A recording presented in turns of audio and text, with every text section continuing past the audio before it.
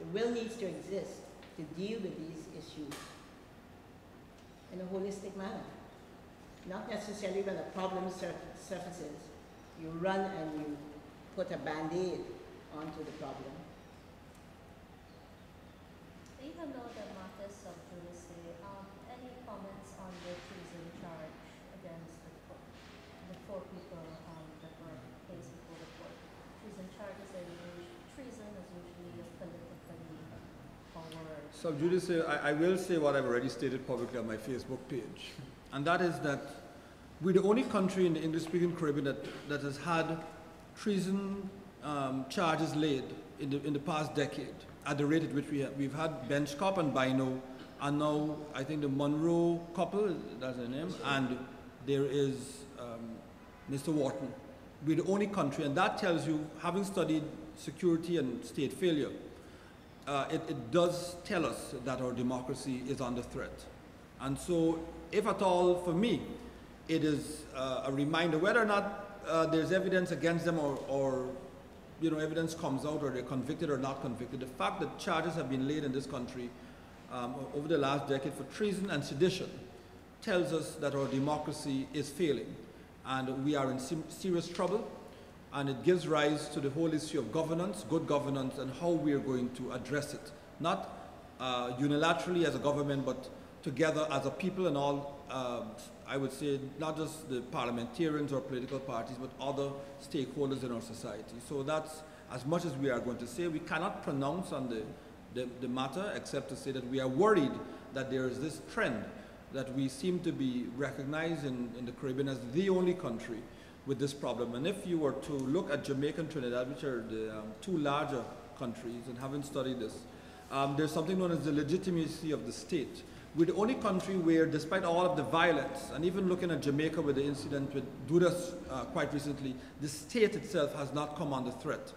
That a man could have operated in his garrison town, defy the authorities, but still not reach out to threaten the state. That is to confront it in an armed struggle or to bring it down. So Guyana remains the weakest member of CARICOM in that regard, and no amount of analysis can wash that away, because that is in fact being established, and every charge of this nature, grenades exploding and so forth, really reinforce that school of thought that our governance and the legitimacy of the state is under threat. I want to make one other point for the Commonwealth Parliamentary Association. They have recommended abolition in all Commonwealth countries of such charges. Thank you. Yes, that's a good reminder, Sheila. I will say that 2 years ago, during the budget presentation, I did give a very lengthy piece, I would put it, on what is happening with the state of Guyana. And some of you who were there would recall that the Minister of Home Affairs began his rebuttal by naming my birth date, which I took as a threat, because he was saying, I know you, I know the date you were born. And then another MP who was high up in the office of the President said that my words were threatening. So just by stating those facts, I was told that I was threatening the state, but it is, as I said, what I've studied, state security and state failure. It's of the years.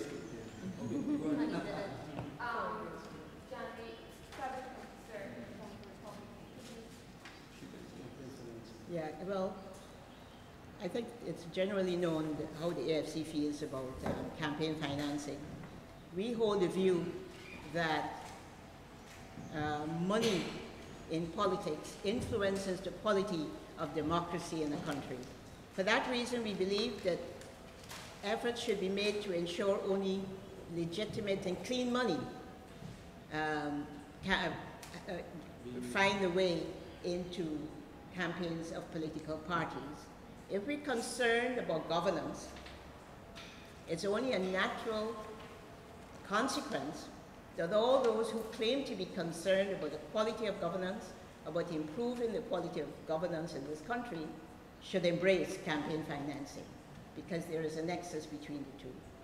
In terms of the motion, as you know, what I did essentially was to point out to the administration and other members of the National Assembly that this country has in fact signed on to a number of international conventions that obliges the country, the government, to adhere to basically what I'm proposing. So I'm calling on the National Assembly and specifically to the administration to revise the Representation of the People's Act that is really quite archaic, and in fact, because of that, allows openly political parties to breach the law. If again we're talking about being a law-abiding country, this ought to have been done a long time ago. My motion will be debated soon.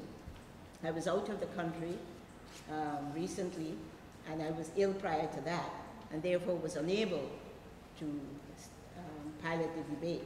But I can assure you that will happen soon after the budget, since the budget has now overtaken that matter on the order paper. As to the national awards, yes, it is true that at every occasion I have been calling for the reactivation of the award system, the investiture ceremonies. And I believe that it was my threat issued in December that I'll be bringing a motion in Parliament this month of January to compel the President to do the national thing, and that is to bestow honors on Guyanese deserving of our national awards. I've made a point that for years, children have gone through school from primary 1 and written SSCE without ever seeing a national award bestowed on anyone. So I'm not going to compliment or applaud the President because it is, as I said, a national award. It is his duty to bestow these awards.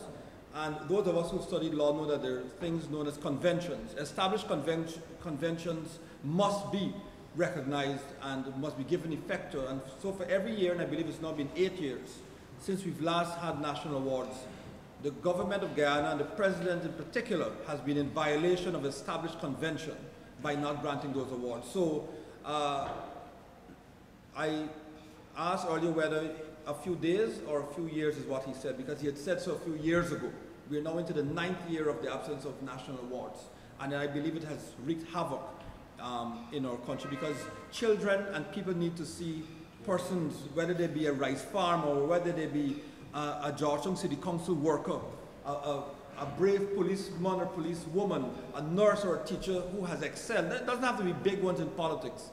Ordinary people who I call the salt of the earth, of the Guyanese earth, who make a contribution and must be recognized, and it is not the right of any government to deny them what is their just rewards. And that is why we have a system of awards, and I expect that the President will do the right thing and abide by the established laws and the Constitution and our established conventions by, in fact, not only talking the talk, but walking the walk in February by bestowing awards on deserving people. Thank you.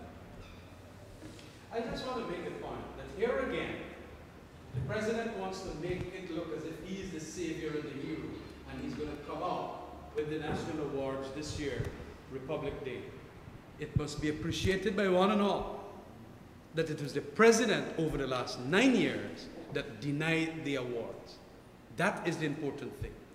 So he mustn't come out looking like a champion. This is his behavior of recent times. No money for the sugar workers, and he calls them in, give them 5%. Demolishes the stallholders, then call them in and say, well, look, I want you to go back there. No awards for 9 years, come back. We'll get your awards this year.